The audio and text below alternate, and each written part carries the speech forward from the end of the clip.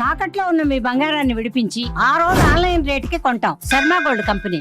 ఓం నమో వెంకటేశాయ. నేను Geethanjali. Welcome to Suman TV. ఇవాళ మనతో పాటు ఉన్న అతిథి రామకిషోర్ ఆచార్యులు గారు. నేను ఇలా చెప్పడం కన్నా శ్రీవారి దాసుడు అని చెప్తే చాలా త్వరగా అర్థమవుతుందండి. స్వామివారి గురించి, వారి లీలల గురించి, అలాగే స్వామికి పెట్టే నైవేద్యాలు ఎలా వండి వార్చాలనే దాని గురించి కావచ్చు, మనకి ఎన్నో రకాల సమస్యలు, వాటికి ఎటువంటి పరిహారాలు చేసుకుంటే బయటపడతాం, ఇలాంటి వీడియోస్ ద్వారా చాలామందిని ఆధ్యాత్మిక మార్గంలో నడిపిస్తూ ఎంతోమందికి స్వామి వైపు నడిపించారని చెప్పుకోవాలండి. శ్రీవారి దాసుడు అనగానే మీకు ఒక ఛానల్ కనపడుతుంది, అందులో ఇలాంటి ఎన్నో వీడియోస్ ఉంటాయి. నాకు అనిపించింది వారితో ఒకసారి మాట్లాడాలి, మన ప్రేక్షకులకు కూడా తెలియచేయాలి ఎన్నో విషయాలు, మరీ ముఖ్యంగా స్వామివారి గురించి, మనకుండే సమస్యలకి ఏవైతే ఉన్నాయో వాటికి పరిహారాల గురించి అని వారిని ఆహ్వానించాము. వైజాగ్ నుంచి ఇక్కడికి వచ్చారండి. మన ఆహ్వానాన్ని మన్నించి ఇక ఆలస్యం చేయకుండా గురుగారితో మాట్లాడదాం. నమస్కారం గురుగారు. నమస్కారం అమ్మా. జై శ్రీమన్నారాయణ. తల్లి. అఖిలాండ కోటి బ్రహ్మాండ నాయకుడు శ్రీ వెంకటేశ్వరుడు. స్వామివారి హృదయస్థానంలో ఉండే వ్యూహలక్ష్మి అమ్మవారి గురించి ఎంత తెలుసుకున్నా తక్కువేనండి, విశేషంగా చెప్పుకోవచ్చు. మరి అమ్మవారి గురించి తెలియచేస్తారా? విశిష్టత ఏమిటి? ఎందుకు అమ్మవారిని వ్యూహలక్ష్మి అనే పేరుతోటి సంబోధిస్తారు? ఎలా అమ్మవారిని ఆరాధించుకోవాలి? అందరూ చేయవచ్చా పూజ? ఎలా? అందరూ విశేషంగా అమ్మవారిని మనం పూజ చేసుకోవచ్చు, సేవించవచ్చు. అమ్మవారు వ్యూహలక్ష్మి అమ్మవారు స్వామివారి యొక్క హృదయస్థానంలో ఉంటారు కదా. అంటే మీకు తెలుసు, వ్యూహం అనేటప్పటికీ మామూలుగా ఒక స్ట్రాటజీ. అంటే ఒక భక్తుడు ప్రథమంగా ఒక కోరిక కోరుకుని స్వామివారికి నేనే మానసికంగా అవ్వచ్చు, లేదంటే నోట్తోనైనా వాక్కుతోనైనా నేను కోరుకున్నానే అనుకోండి, అది ముందుగా అమ్మవారు స్వీకరిస్తారు. ఫస్ట్ ఆ కోరిక ఏదైతే ఉంటుందో ఆ కోరిక అమ్మవారు విన్న తర్వాత ఆ కోరికలో ధర్మం ఎంత ఉంది, అధర్మం ఎంత ఉంది అనేది చూసి దాని ప్రకారం అది స్వామివారికి విన్నపించడం జరుగుతుంది. అది వ్యూహలక్ష్మి అమ్మవారు. దాంతోపాటు చాలా విశేషం ఏంటంటే అమ్మవారికి శుక్రవారమే, యథావిధిగా ఇందాక మీరు అడిగారు, శుక్రవారమే స్వామివారికి మొత్తం శరీర భాగాల్లో 8 మంది లక్ష్ములు కొలువై ఉంటారు. అంటే మీరు ఒక విశేషమైన ఆశీర్వచనం వినే ఉంటారు, వక్త్రాబ్జే భాగ్యలక్ష్మి. అంటే స్వామివారి యొక్క నోరు ఏదైతే ఉంటుందో భాగ్యలక్ష్మి దేవత కొలువయ్యి ఉంటారు స్వామివారి యొక్క ముఖార విందంలో కానీ నోటి దగ్గర కానీ. తర్వాత హృదయ సరసిజే భూత కారుణ్య లక్ష్మి. అంటే హృదయంలో అన్ని భూతాల మీద కారుణ్యం కలిగించినటువంటి లక్ష్మీదేవి, కారుణ్య లక్ష్మి అమ్మవారు స్వామివారి యొక్క హృదయంలో ఉంటుంది. మన మనుషులమే కాదు, అన్ని పంచభూతాలు, అన్ని భూతాల మీద. అందరికీ తండ్రి ఆయనే కదా మరి. కాబట్టి వారందరి మీద కారుణ్యం కలిగేటట్టు చేసేటటువంటి లక్ష్మీదేవి, కారుణ్య లక్ష్మీదేవి. తర్వాత హస్తంలో దానలక్ష్మి ఉంటుంది. స్వామివారి యొక్క హస్తంలో దానలక్ష్మి అమ్మవారు, అంటే దానం, మనకి స్వామివారు దానం ఇచ్చే విధంగా దానలక్ష్మి. స్వామివారి యొక్క ఖడ్గం ఉంటుంది, నందకం. ఆ ఖడ్గం యొక్క అగ్రం ఇలా పట్టుకుంటారు కదా, అక్కడ శౌర్యలక్ష్మి అమ్మవారు ఉంటారు. ఆ ఖడ్గంలో శౌర్యం, స్వామివారి యొక్క శౌర్యాన్ని, అంటే ఎవరైతే శత్రువులు ఉంటారో, రాక్షసులు ఉంటారో వారిని దుర్మాడేటటువంటి శౌర్యం ఆ శౌర్యలక్ష్మి అమ్మవారు ఆ యొక్క ఖడ్గంలో కొలువై ఉంటారు. అలాగా స్వామివారి యొక్క పాదాల్లో నిఖిల గుణగాణాడంబర, అంటే కీర్తి లక్ష్మి ఉంటుంది. అంటే మనం ఎన్ని లోకాలు, మనకంటే భూలోకమే, ఆయనకి అలా కాదు కదా, పైన కింద చాలా లోకాలు ఉన్నాయి.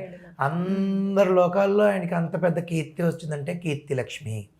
అలాగా విశేషంగా 8 మంది లక్ష్మీ అమ్మవార్లు కూడా స్వామివారిలో కొలువై ఉండడంతో శుక్రవారం అభిషేకం విశేషంగా చేస్తారు. అలాగే ఇంకొక 9వ లక్ష్మీ అమ్మవారే వ్యూహలక్ష్మి అమ్మవారు. ఆ వ్యూహలక్ష్మి అమ్మవారు ప్రథమంగా ఫస్ట్గా మనం ఏ కోరిక కోరుకున్నా అమ్మవారు వింటారు, విని స్వామివారికి చేరవేస్తారు అనేది పెద్దలు వేదం వాక్కుగా చెప్పుకొని వస్తారు. ఈ విధంగా వ్యూహలక్ష్మి అమ్మవారిని ప్రతి విశేషంగా శుక్రవారంగా స్వామివారిని పూజిస్తేనమ్మా అమ్మ ఒక్క మాట ప్రత్యేకంగా వ్యూహలక్ష్మి అమ్మవారు అంటే తెలుసుకోవడం కోసం నేను చెప్తున్నా. వ్యూహలక్ష్మి అమ్మవారు ఇప్పుడు నేను చెప్పారు కీర్తి లక్ష్మి. మరి ఈ లక్ష్మీదేవులు అందరూ ఎక్కడున్నారు? ఎవరిని సేవించుకుంటున్నారు అంటే స్వామివారిని సేవించుకుంటున్నారు. కాబట్టి మీకు ఒక ఉదాహరణ చెప్తాను. నేను నిత్యం ఆరాధన చేసే సమయంలో ఒక గులాబీ పువ్వు దానికి తొడిమ తీయకుండా నాకు ఇలా పూజ చేసినప్పుడు నా చేతికే గుచ్చుకుంది. మామూలుగా నిజం జరిగింది.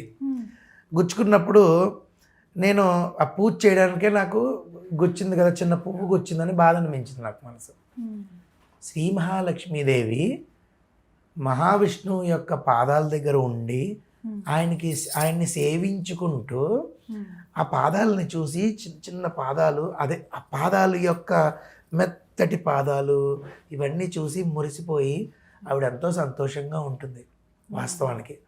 అప్పుడు మీరు పువ్వులు ఇచ్చారు, ఒక వ్యక్తి పువ్వులు ఇచ్చారు, ఒక భక్తులు.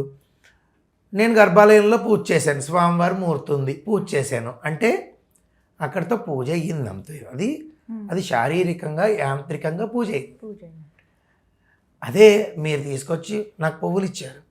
పువ్వులు ఇచ్చిన తర్వాత మీ గోత్రనామాలు విన్నపం స్వామివారికి చేసి నేను అష్టోత్తరం పూజ చేస్తూ ఉన్నాను అంటే మీరు ఆ పువ్వులన్నీ కూడా వైకుంఠంలో ఉన్న శ్రీవారి పాదాల దగ్గర పడుతున్నాయని ఒక్క క్షణం మీరు భావించగలిగితే అప్పుడు కదా స్వామివారు పూజ స్వీకరిస్తారు.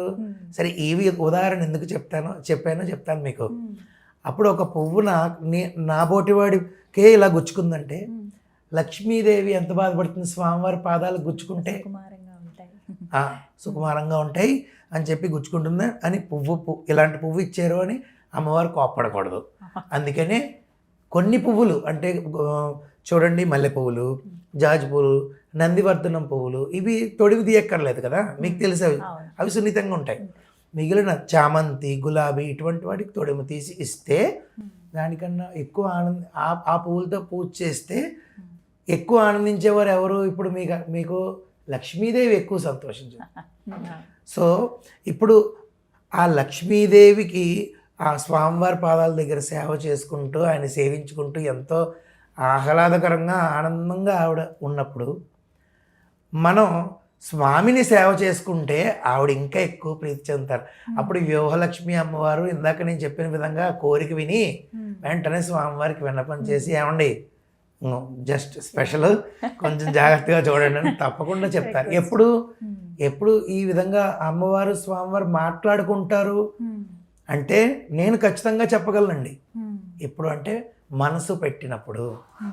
మనసు పెట్టి ఇందాక నేను చెప్పిన విధంగా మీరు ఇచ్చిన పుష్పం అర్చకుడు పూజ చేస్తున్నారు, అర్చక స్వామి అంటే అది స్వామివారి పాదాల దగ్గర పువ్వులు పడుతున్నాయి, వైకుంఠంలో ఉన్న శ్రీవారి పాదాల దగ్గర పడుతున్నాయని భావించగలిగితే మాత్రం ఇంకా ఆ పూజ మాత్రం తప్పకుండా అందుకుంటారు స్వామివారు.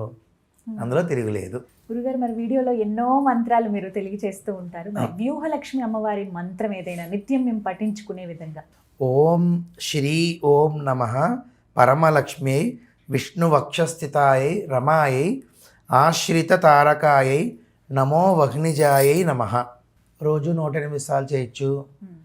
మహాలక్ష్మి అష్టకం ఉంటుంది, అష్టకం చేయొచ్చు. అంతేకాకుండా చాలా విశేషమైన ఫలితం అనుకుంటే కనుక లక్ష్మీ సహస్రనామావళి అంటే లక్ష్మీదేవి యొక్క 1000 నామాలు. ఈ 1000 నామాలు పూజ చెయ్యాలి అని కాదండి, అలా ఎక్కడొక్కడ మీ వీలుని బట్టి కూర్చుని ప్రశాంతంగా 1000 నామాలు గనక చదవగలిగితే 20 minutes పడుతుంది. నేను 41 రోజులు అలా చేసిన తర్వాత నాకు ఫలితం అమ్మవారు అలా చూపించారు. చాలా చాలా అద్భుతమైన నాకు చూపించారు. నేను అలా వీడియో పెట్టడం జరిగింది. ఎంతోమంది మళ్ళీ నా దగ్గరికి వచ్చి నాకు ఫలితం వచ్చింది స్వామి అని చెప్పిన వాళ్ళు ఎంతోమంది ఉన్నారు. అలాగా లక్ష్మీ సహస్రనామావళి చదువుకోవచ్చు, వ్యూహలక్ష్మి అమ్మవారు కూడా చదువుకోవచ్చు. వాస్తవానికి ఏంటంటేనండి, మంత్రం చదువుతున్నాము, మంత్రం ఒక గురువుగారు చదవమని అన్నారు, మంత్రమో లేదంటే స్తోత్రమో చదువుతున్నాము, చదివేసాము అని కాకుండా ఆ మంత్రం చదివినప్పుడు కొంచెం ఏ మంత్రం అయితే చదువుతున్నామో అధిష్టాన దేవతని మనం మానసికంగా మనసులో ముద్రించుకోగలిగితే, అంటే వారి యొక్క చిత్రాన్ని కనీసం అమ్మవారి యొక్క రూపాన్ని మనం ముద్రించుకుని చదవగలిగితే తప్పకుండా ఫలితం వస్తుంది. అంటే మనం చదివినప్పుడు మన కంటికి ఆ శక్తి కనబడదు, కానీ ఆ శక్తి ఒక శక్తి లోపల ఒక విస్ఫోటనం చెంది ఆ శక్తి వల్ల ఆ శక్తి వెళ్ళి పంచభూతాల్లో కలిసి మనకి ఏ కష్టమైతే ఉందో ఆ కష్టాన్ని తీర్చే మార్గాన్ని మనకి ముందు చూపిస్తూ ఉంటుంది. ఎవరో ఒకళ్ళ ద్వారా లేదంటే మన ద్వారానే, మన మానసికంగా ద్వారానే ఆ మంత్రం యొక్క శక్తి మనకి పనిచేయడం తెలుస్తుంది. సహజంగా ఏంటంటే అది నేను చేస్తాను, నేను అయిపోయింది, నేను 4 మంత్రాలు 4 సార్లు చదివాక నేను చేశాను అని అనుకుంటాం, కానీ ఆ శక్తి అంతా ఆ మంత్రంలో ఉన్న శక్తి. అది కనిపెట్టలేరు ఎవరు, కానీ విధిగా ఒక నియమంగా పెట్టుకుని చేసుకుంటే చాలా మంచిది. ప్రతిరోజు అండి ఇలా ఎన్ని రోజులు చేయమంటారు? అంటే సహజంగా ఏదైనా ఒక మంత్రం సిద్ధి పొందాలంటే 41 days అంటారమ్మా, మీకు తెలుసు, మండల దీక్ష, అందుకనే పెడతారు. 41 రోజులు చేసుకోవచ్చు. ఆడవారికి ఇబ్బంది ఉన్నప్పుడు ఆ 4-5 రోజులు విడిచిపెట్టి మళ్ళీ కంటిన్యూ చేసుకోవచ్చు. మగవారు కంటిన్యూగా చేయొచ్చు. అన్ని రకాలుగా కూడా ఈ మంత్రం అయితే ఖచ్చితంగా మనల్ని తప్పకుండా కాపాడుతుంది. చాలా సంతోషం అండి, చక్కగా వివరించారు. ధన్యవాదాలు. ధన్యవాదాలమ్మా, థ్యాంక్ యూ.